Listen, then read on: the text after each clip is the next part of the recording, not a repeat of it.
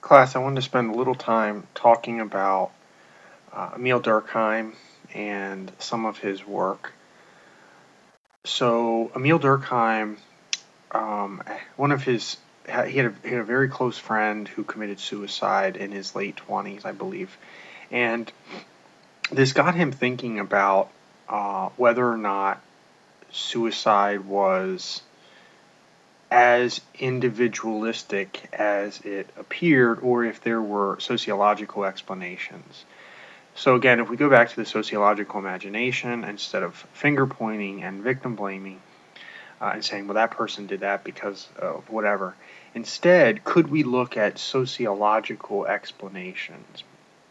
And again, these would be things that we would like to look for patterns. So if we look at um, 100 or 1,000 different suicides, could we see a pattern that perhaps led someone to commit suicide? And so why I like talking about this, or it is because there's a lot of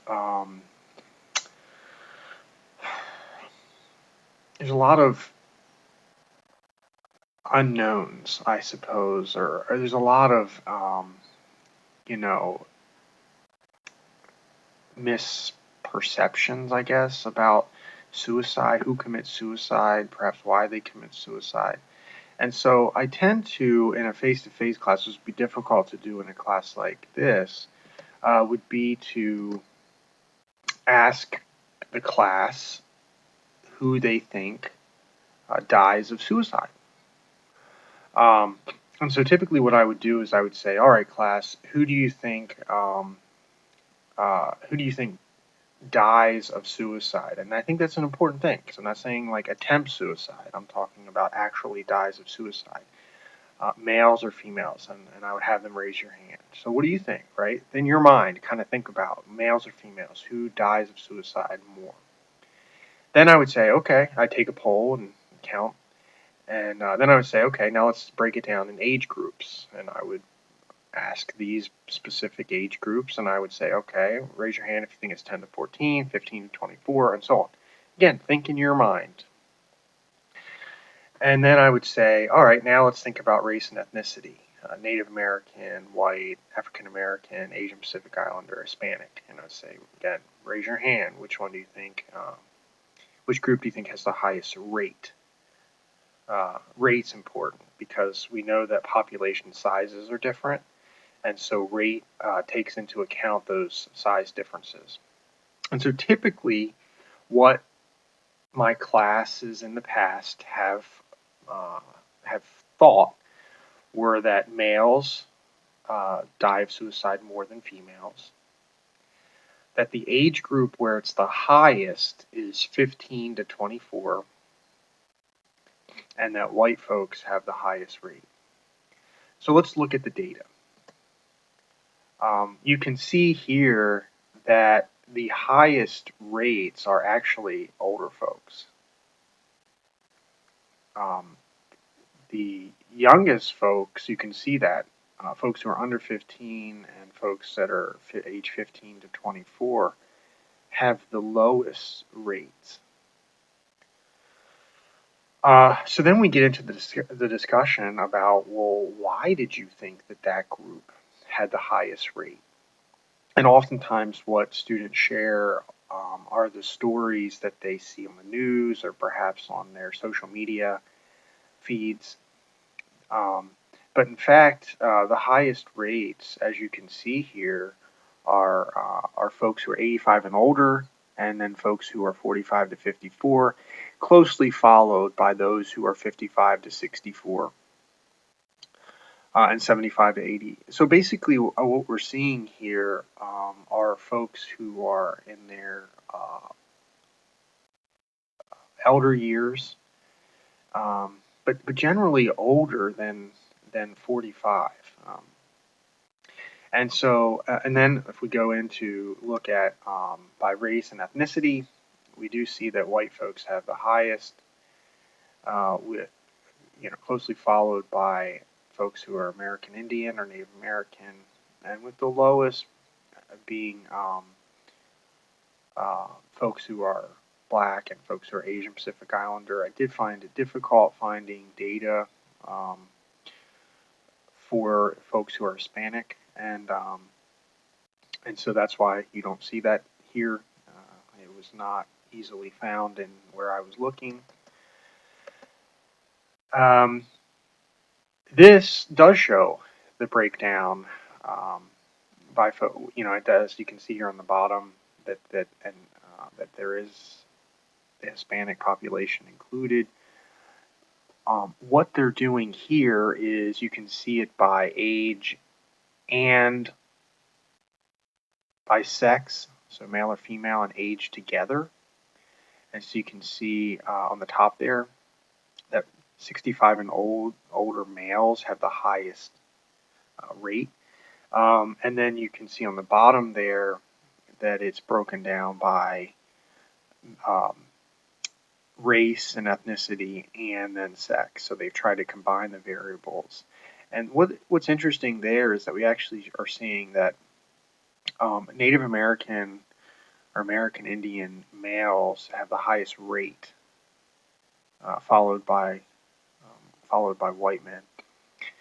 And then if we go back up top, we see that it's older men. And so really, what we're learning is that that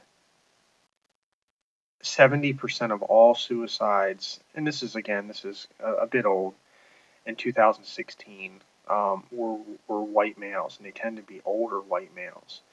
Another thing that's so interesting is that if I were to ask you, and I should have brought this up earlier, but if I had to say, is there more homicides or suicides? There's actually 3 times as many suicides each year than homicides. And even though men die from suicide more frequently than women, women attempt suicide more often than men. It tends to be the type of method that's used, men maybe using firearms more frequently, um, that are more certain. So again, the next thing I would bring up in class, in a face-to-face class, is I would say, well, why, right? And why would it be older white men or Native American men who are dying?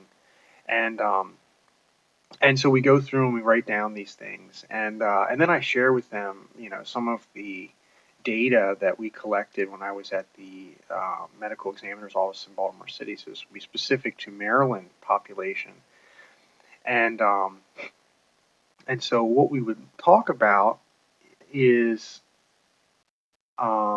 things like social bonds, right? And so people would often say things like divorce or um, loss of a partner in some way. Folks might say loss of job, financial issues. And in fact, when I was at the medical examiner's office and I was reading suicide notes, which again was just so awful, uh, but the data was important because it helped us learn about risk. Um, the the 3 most common reasons that men would commit suicide um, had to do with partner loss, as suspected. So either losing a partner because of divorce or because of death. Another was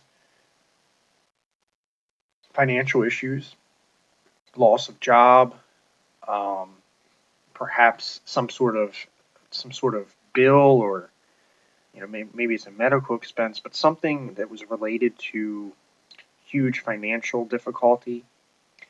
And then the other, which isn't always thought about, but was a common thing that I would read, had to do with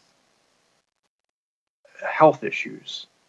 Um, People writing the uh, that the pain of their medical condition was so awful that they actually would commit suicide.